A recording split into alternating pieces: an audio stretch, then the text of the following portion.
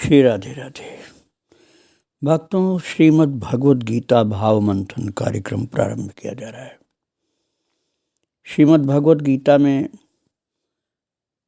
आप पहले 2 अध्यायों का पाठ भाव श्रवण कर चुके हैं।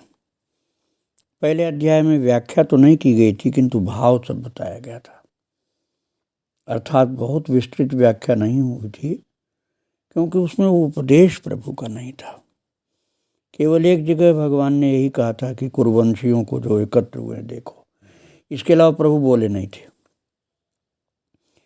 तो वहाँ मोह की बात बहुत ज़्यादा थी और धृतराष्ट्र उवाच से शुरू हुआ था पहला अध्याय। दूसरा अध्याय संजय जी के द्वारा शुरू हुआ था, संजय उवाच से। संजय जी एक महान भगवत भक्त और व्यास भगवान की कृपा से सब कुछ दर्शन करने की सामर्थ्य रखते थे। उन्होंने जो दर्शन किया वो भी बताया और जो प्रभु ने वाणी अपनी प्रकट की वो भी सुनाया।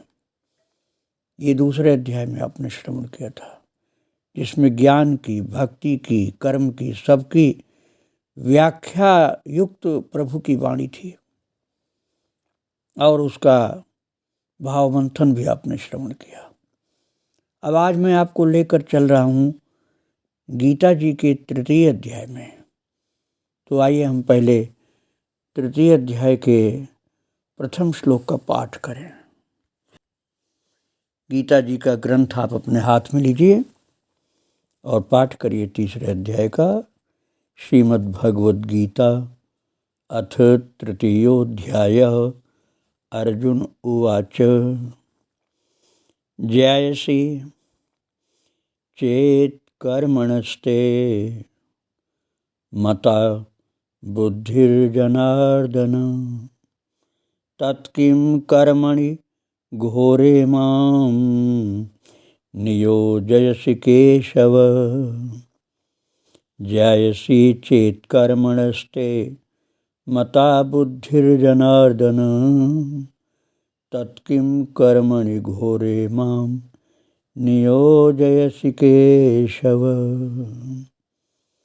ये श्लोक है। अर्जुन ने बोला है, प्रार्थना की है प्रभु से। इस श्लोक के द्वारा भगवान से प्रार्थना की है और अर्जुन कहते हैं, हे जनार्दन, यदि आपको ये मान्य है, मता बुद्धि, अर्थात आप ये मानते हैं कि ज्ञान जो है जयसी अर्थात श्रेष्ठ है। मता बुद्धिर जनार्दन, हे जनार्दन, ये आपको ये मान्य है कि कर्म से ज्ञान श्रेष्ठ है, तो फिर हे केशव, आप मुझे इस भयंकर कर्म में क्यों प्रवृत्त करते हैं? भयंकर कर्म, क्योंकि युद्ध का कर्म है। घोरे कर्मणि घोरे, घोरे कर्मणि माम नियोजयसि, घोरे कर्मणि माम नियोजयसि। प्रभु, बहुत घोर कर्म में आप मुझे लगा रहे हैं और आपको ये स्वीकार है कि ज्ञान जो है कर्म से श्रेष्ठ है, क्योंकि आपने 2 अध्याय के आखिर में वही कहा था कि ज्ञान जो है उसमें आखिर में भी पहुंच जाए तो जीव का उद्धार हो जाता है। अब आप मुझे ज्ञान में पहुंचाने की बात बता के फिर कर्म में लगा रहे हैं। अर्जुन कह रहे हैं कि प्रभु, यदि आपको कर्म की अपेक्षा ज्ञान श्रेष्ठ मान्य है, तो फिर हे केशव, मुझे भयंकर कर्म में क्यों लगाते हैं आप? साधारण कोई साफ सुथरा कर्म हो वो भी नहीं, यहाँ तो मार काट का कर्म है, उसमें आप लगा रहे हैं मुझे। ये अर्जुन का बहुत ही हृदय के अंदर का भीतरी प्रश्न है कि आपकी स्थिति तो ज्ञानमयी है और आप ये मार काट के कर्म में लगा रहे हैं। अर्जुन के कई रिश्ते हैं भगवान के साथ। एक तो सांसारिक रिश्ता है साला जीजा का, और भगवान कृष्ण इस तरह से साला और कन्हैया का जीजा है अर्जुन। जीजा जी महाराज हैं ये रथी जो बैठे, प्रभु सारथी बने हुए हैं। लेकिन साला जीजा का रिश्ता अर्जुन भूल चुके हैं। क्योंकि सर्वोपर रिश्ता आत्मा का होता है जो गुरु और शिष्य का है। भक्तों, शिष्य और गुरु का रिश्ता बहुत ऊंचा है। साला जीजा का रिश्ता उसके सम्मुख महत्व नहीं रखता। सब रिश्ते गुरु और शिष्य के रिश्ते से नीचे हैं।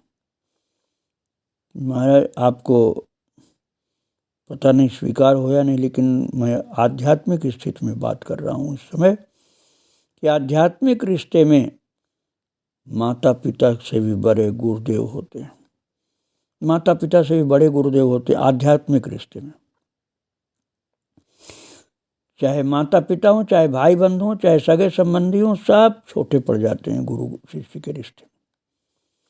गुरु शिष्य के रिश्ते के सामने, क्योंकि अनंत जन्मों तक भटकने के बाद ये जीवात्मा का कल्याण का मार्ग होता है गुरु शिष्य का रिश्ता, और उसके बाद किसी अन्य मार्ग की आवश्यकता नहीं रहती। वहीं बात पूरी हो जाती है संसार में रिश्तेदारी वाली। गुरुदेव प्राप्त हो गए, सब रिश्ते का अंत हुआ, भगवान केवल हैं, भगवान और गुरु। तो अर्जुन ने अध्याय 2 के 7वें श्लोक में कह भी तो दिया था, आपको मैं पहले बता चुका हूँ, दूसरे अध्याय के 7वें श्लोक में, शिष्यस्ते हम साधिमाम त्वाम प्रपन्नम। प्रभु, मैं अब आपका शिष्य हो गया हूँ, इसलिए मेरे ऊपर शासन युक्त आदेश करिए। साधिमाम त्वाम प्रपन्नम, मेरे ऊपर शासन युक्त मतलब अपना सेवक आज्ञाकारी शिष्य मान करके आदेश युक्त, शासन युक्त आदेश करिए, क्योंकि मैं आपका शरणागत हूँ।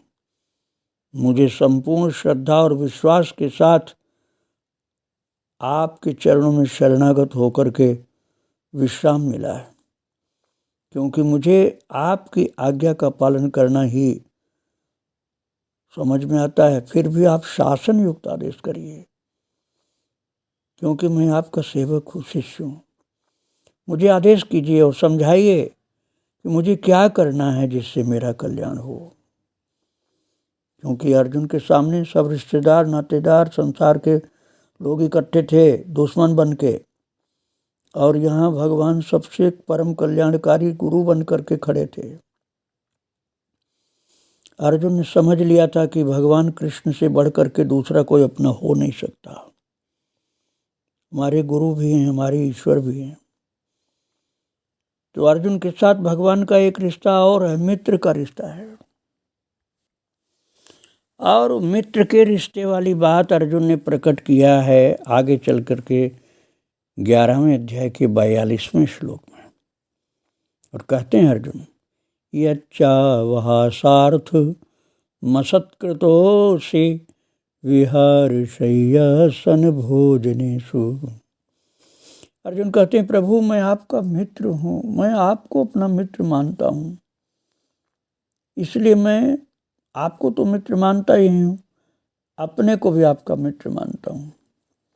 इसलिए आपके साथ मैं कभी लेट जाता था, आपको ईश्वर नहीं समझता था। विहार शय्यासन भोजनेषु, कभी धक्का मुक्की कर देता था दोस्ती के चक्कर में, मैं कि दोस्त हूँ ऐसा मान लेता था। अब सोचता हूँ कहाँ परमात्मा और कहाँ मैं जीवात्मा। भले ही अंश हूँ लेकिन आपके बराबर तो नहीं हूँ, मुझे धक्का मुक्की तो नहीं करनी चाहिए थी। कभी खाने पीने में आपकी थाली में से ले लेता था मित्र के कारण। भोजन, शैया, आसन और बातचीत में मैंने आपकी इज्जत नहीं की, जैसी कि इज्जत मुझे करनी चाहिए थी वैसा नहीं किया मैंने, क्योंकि मैं आपको अपना सखा समझता था। इसलिए अर्जुन वहाँ कहते तत्क्षामये त्वामहम अप्रमेयम्। इसलिए मैं उन सब के लिए आपसे क्षमा मांगता हूँ जो मुझसे भूल हुई हैं, क्योंकि मैं जान गया हूँ कि अब आप मेरे सखा ही नहीं, सबके वास्तविक कल्याणकारी स्वामी हैं, आप मालिक हैं। आप, मैं आपको बहुत छोटा सेवक हूँ। 11वें अध्याय की बात मैंने बताई भक्त। तो अर्जुन अब भगवान को न तो साले की दृष्टि से देख रहे हैं और न मित्र की दृष्टि से देख रहे हैं, बल्कि गुरु की दृष्टि से देखते हुए बहुत ही प्रार्थना पूर्वक कह रहे हैं, जयसी चेत कर्मणस्ते मता बुद्धिर्जनार्दन तत्किं कर्मणि घोरे माम नियोजयसी केशव। ये पहला श्लोक है गीता जी के 3 अध्याय का, जो अर्जुन के मुख से निकला है भावपूर्ण। प्रभु, आप तो ज्ञान को कर्म से श्रेष्ठ मानते हैं, तब भी घोर कर्म में मुझको लगा रहे हैं, मार काट वाले युद्ध के कर्म में।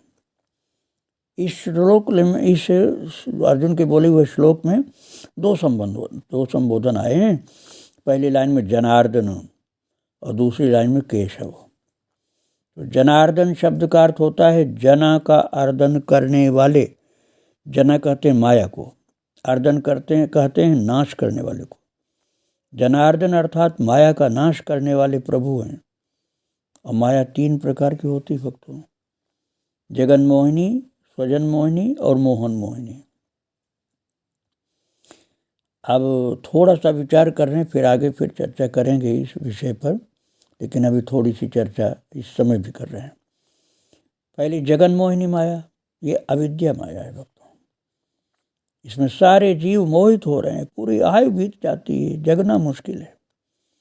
मोह निशा सब सोवनिहारा, देखें सपन अनेक प्रकारा, ये जग जामिनी जागहि जोगी, विरति विरंचि प्रपंच वियोगी। दुनिया में सब लोग मोह की निद्रा में सो रहे हैं। यही जो मोह निशा है, यही अविद्या माया या जगन मोहिनी माया है। और दूसरी माया है स्वजन मोहिनी माया।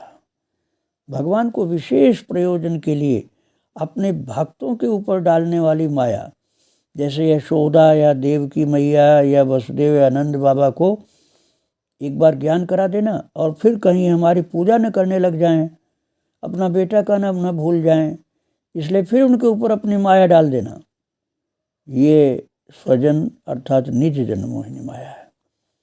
और भगवान की हंसी माया भी, वो भी माया हास भाव दिखपाला।